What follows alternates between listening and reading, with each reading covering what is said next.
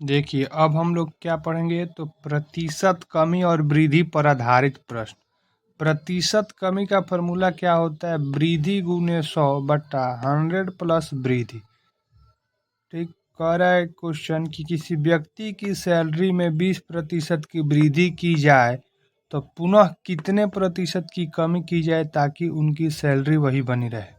तो प्रतिशत कमी के लिए हमने फॉर्मूला क्या पढ़ा है? वृद्धि। वृद्धि कितना का किया जा रहा है? 20 गुने 100 के लिए 100 और 100 प्लस वृद्धि कितना?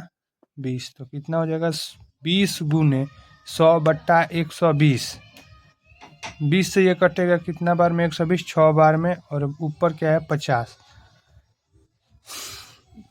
50 बट्टा 3 क्या होता है? 16.2 बट्टा 3%। ये तो हुआ पहला तरीका। अब हम लोग बिना फॉर्मूला के बनाएंगे कैसे? तो देखिए, किसी व्यक्ति का सैलरी 100 से कितना हो जा रहा है? 120। तो पुनः 100 लाने के लिए कितना कम करना होगा? 20। और किस पर कम करना होगा? तो 120 पर। तो 20 बट्टा 120, और प्रतिशत में लाने के लिए 100 से गुना करेंगे। 20 से 1 कितना बार में कटेगा? 6 बार में। तो 100 बट्टा 6 यानी 16.2 बट्टा 3%। एक और तरीका देखते हैं क्या? 20% की वृद्धि की जाती है। 20 प्रतिशत के लिए 1 बट्टा 100। ये 20 से कटा 100 कितना बार है? 5 बार में। और 1 बट्टा 5 का वृद्धि यानी कि 1 बट्टा 5 प्लस कितना का वृद्धि किया जा रहा है? 1। तो 1 का फिर कमी लाने के लिए 5 से 1 बढ़ाकर कितना कर दिया जा रहा है? 6। तो वही 6 से हम लोग भाग देंगे तो कितना जाएगा? 16.2 बट्टा 3%। देखिए, अगला सवाल क्या दिया? यदि चाय के मूल्य में 20% की वृद्धि की जाती है तो उसकी खपत में कितने प्रतिशत की कमी की जाए ताकि चाय पर होने वाला व्यय में कोई वृद्धि ना हो? 20% को हम क्या लिखते हैं? 1 बट्टा 5। 1 बट्टा 5 की वृद्धि की जाती है, यानी कि 20% की वृद्धि की जाती है। 5 है और उसमें 1 की वृद्धि की जाती है, तो 5 से बढ़कर कितना हो जा रहा है? 6। तो उसकी खपत में कितने प्रतिशत की कमी करनी होगी? तो जो 1 बढ़ाया गया है उसी को तो कम करना होगा, और किस पर? 6 पर। तो 1 बट्टा 6 को क्या लिखेंगे? 100 से भाग देने के बाद क्या आएगा? 16.2 बट्टा 3%। आगे क्या दिया है? नीता का वेतन पपिया के वेतन से 25% अधिक है। पपिया का वेतन नीता के वेतन से कितना प्रतिशत कम है? इसको तो बनाने का 2 तरीका है। पहले देखिए, 25% को क्या लिखेंगे? 1 बट्टा 4। ये इतना समझाने के लिए लिखा गया। आप डायरेक्ट भी ये लिख सकते हैं 25% 1 बट्टा 4। 1 बट्टा 4 और ये 1 क्या है? 4 से 1 अधिक है, यानी कितना अधिक है? 5। और तो पपिया का वेतन नीता के वेतन से कितना कम है? ये तो ज़्यादा है 1, तो वही तो पपिया का वेतन नीता के वेतन से 1 कम होगा। तो किस पर कम होगा? 4 और 1 5 पर कम होगा। तो 1 बट्टा 5 क्या होता है? 20%। या आप दूसरे तरीक़े से भी इसे बना सकते हैं। क्वेश्चन में क्या बोला है कि नीता का वेतन पपिया के वेतन से, पपिया को हमने मान लिया 100 और नीता का वेतन इससे 25% अधिक है, यानी कि 100 का 25% कितना होता है? 25 होता है। तो नीता का वेतन 125 हो जाएगा।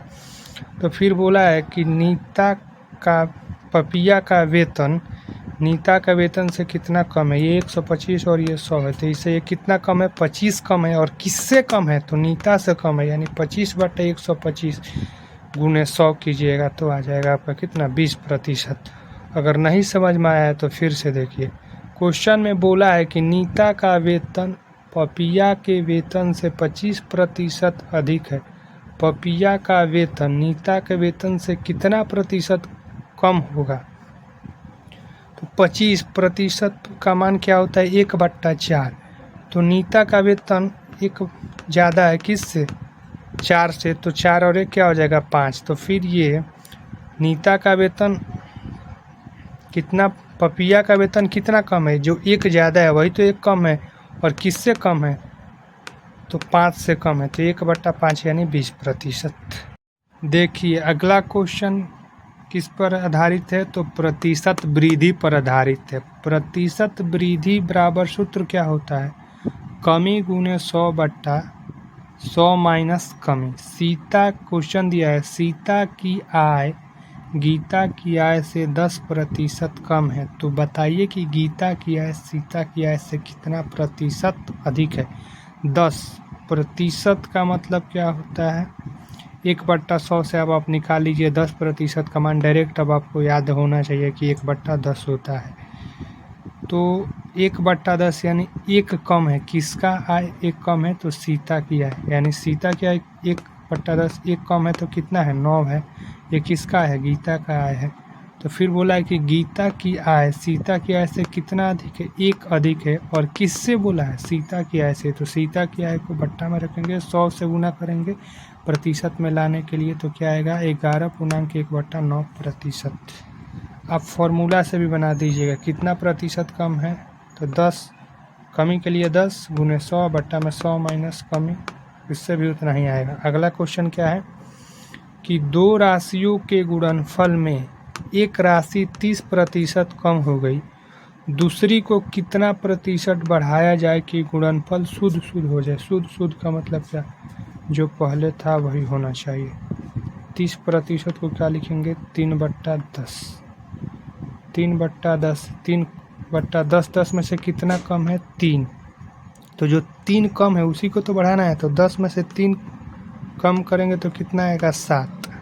जितना कम है उससे उतना बढ़ाना पड़ेगा, ठीक है। तो 3/7 गुने प्रतिशत में लाने के लिए गुने 100, तो 300/7 का वैल्यू कितना आएगा, 42.6/7%। प्रतिशत कमी और वृद्धि दोनों पर आधारित प्रश्न, इसके लिए एक फार्मूला होता है x + y + x गुने y/100। क्वेश्चन क्या दिया है कि एक व्यक्ति की आय 10% बढ़ी, कुछ दिन बाद पुनः 20% बढ़ गई, तो इस प्रकार व्यक्ति की आय में कुल कितने प्रतिशत की वृद्धि हुई। तो x का मान क्या दिया है 10, y का मान क्या दिया है 20, तो 10 + 20 + 10 गुने 20/100, 20 और 10 क्या हो जाएगा 30, और 1 0 से 1 0 आपका कितना आ गया 2, तो 30 + 2 ये क्या हो गया 30% हो गया। ये तो हुआ फार्मूला से। अब आएंगे हम लोग कॉन्सेप्ट से। कॉन्सेप्ट क्या कहता है कि एक व्यक्ति की आय 10% बढ़ गई। 10% का मान क्या होता है 1/10। 10 से 1 बढ़कर कितना हो गया 11 हो गया। फिर आगे क्या दिया है कि पुनः 20% बढ़ गया, यानी 20% का मान कितना होता है भिन्न में 1/5, यानी 5 से बढ़कर कितना हो गया 6। तब 10 में 50 से गुना करेंगे तो 50। 20% का मान क्या होता है 1/5, यानी 5 से बढ़कर कितना हो गया 6। अब 10 में 5 से गुना कीजिएगा तो 50, और 11 में 6 से गुना कीजिएगा तो 66।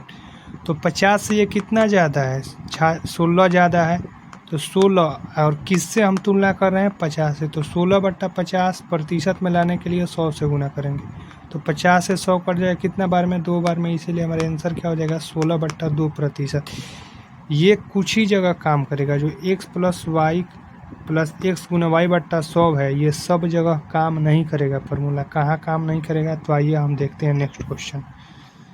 कह रहा है कि चावल के मूल्य में 16.2/3% की वृद्धि की जाती है तथा उसके खपत में 20% की कमी की जाती है, तो चीनी पर होने वाले व्यय पर क्या प्रभाव पड़ेगा। क्या अब इस तरह से बनाना संभव है, 16.2/3% को फिर 50/3% लाइए, फिर 20 कीजिए, फिर इसको कीजिए, इतना ज़्यादा समय आपके पास नहीं है। तो आइए हम देखते हैं इसको कॉन्सेप्ट से कैसे बनेगा। देखिए कॉन्सेप्ट से कैसे बनाएंगे, क्या बोल रहा था कि मूल्य में 16.2/3% का वृद्धि, 16.2/3% का भिन्न में मान क्या होता है 1/6, और 20% का मान 1/5 होता है। ये चीज़ आपको अब याद होना चाहिए कि 16.2/3% का मान 1/6 और 20% का मान 1/5। तो मूल्य जो है 6 से बढ़कर कितना हो रहा है 1 बढ़कर 7 हो जा रहा है, और खपत जो है 5 से बढ़कर 5 से कम होकर कितना हो जा रहा है 4। तो व्यय क्या होता है मूल्य गुने खपत, तो 6 × 5 = 30 और 7 × 4 = 28। तो जो व्यय है अब पहले कितना था 30 और वर्तमान में कितना 28, कितना कम हुआ है 2 बट्टा पहले वाले से तुलना कर रहे हैं ना, तो 2/30 गुने प्रतिशत में लाने के लिए गुने 100, 1 0 से 1 0, 200/3 3 क्या आएगा 66.2/3%।